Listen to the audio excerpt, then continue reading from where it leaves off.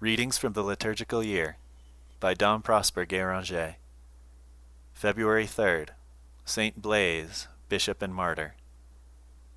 Now that the Church has closed the joyous period of her 40 days of Christmas, and is putting us through a course of meditations on subjects which are to excite a spirit of penance within us, each of the saints' feasts must produce an impression, which shall be in accordance with that spirit.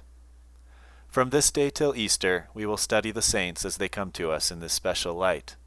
How much they labored and suffered during their pilgrimage of life, and what was the plan they took for conquering the world and the flesh. They went, says the psalmist, and wept, casting their seeds. But coming they shall come with joyfulness, carrying their sheaves. It shall be the same with us, and at the end of our Lenten labors, our risen Jesus shall hail us as his living, regenerated children. The calendar of this portion of the year abounds with martyrs, and at the very onset we meet one of the most celebrated of these glorious champions of Christ. The scene of his pastoral virtues and martyrdom was Sebast, a city of Armenia, the same that will give us 40 martyred soldiers on a single day. The devotion to Saint Blaise is, even to this day, most fervently kept up in the East, especially in Armenia.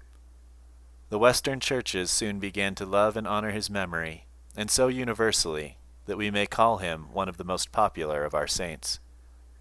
His feast, however, with us is only a simple, and the Church of Rome has given a mere lesson on his life.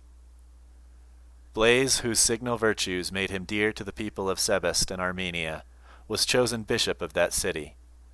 When the Emperor Diocletian waged his cruel persecution against the Christians, the saint hid himself in a cave on Mount Argius, and there he remained some time concealed, but was at length discovered by some soldiers of the governor Agricolas while they were hunting.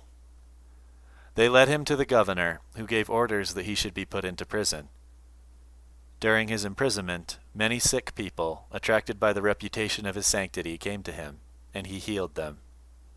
Among these was a boy, whose life was despaired of by the physicians, on account of having swallowed a bone, which could not be extracted from his throat. The saint was twice brought before the governor, but neither fair promises nor threats could induce him to offer sacrifice to the gods. Whereupon he was first beaten with rods, then his flesh was torn with iron hooks while he lay stretched on the rack.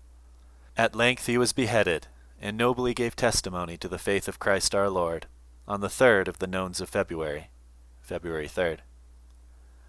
Accept, glorious martyr, the praise which we, too, offer thee in union with that given thee by the whole Church.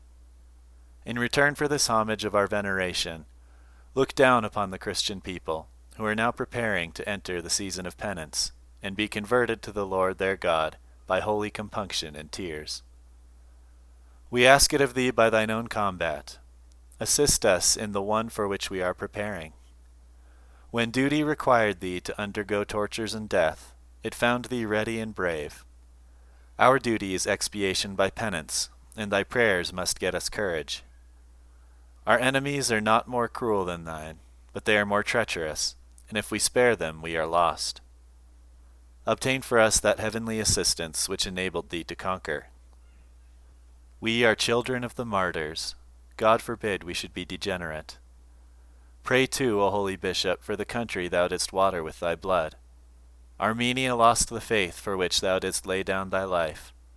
Intercede for her, that she may be restored to the Church, and let her conversion bring consolation to the few that have remained orthodox and faithful.